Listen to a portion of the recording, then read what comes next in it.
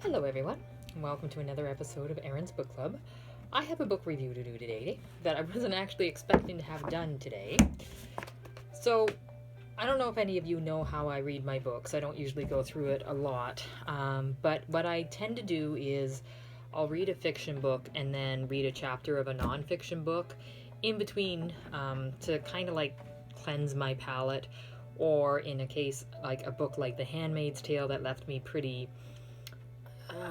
drained emotionally and feeling pretty depressed and just miserable.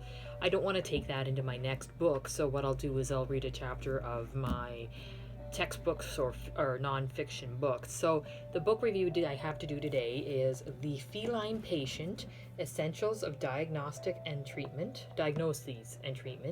It is written by 4 different doctors, and it is a book that I had been working through for quite some time now, actually. I forget how long I've been working through with it, but I have just finished it, and you know what? I really, really enjoy it. I know it's not meant to be read cover to cover, which I did, which means, the book was really, really dry in parts because, again, it's a textbook.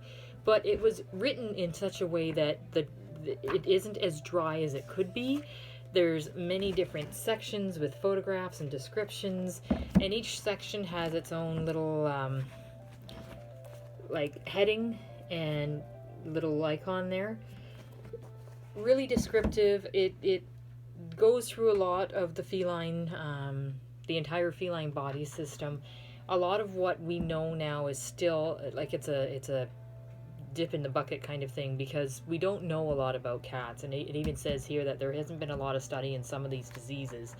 However, the very last chapter on this book was about vitamin A and vitamin D toxicity, and I'm really glad that I read it, because without thinking, I have my cats on a general diet, like a complete diet by Purina, in canned and dry, and as a supplement I've been adding herring oil, kind of like a protein source or something that's going to help the cats with skin and coat and joints.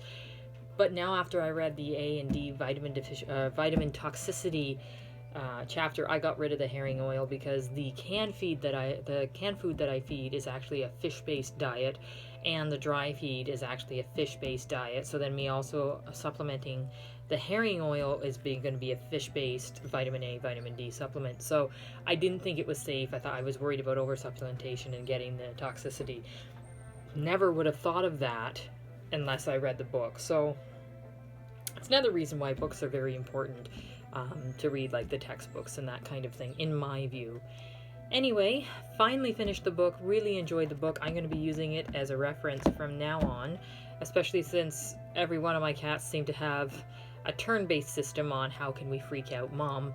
The first, or the latest one has been seizure activity induced by play.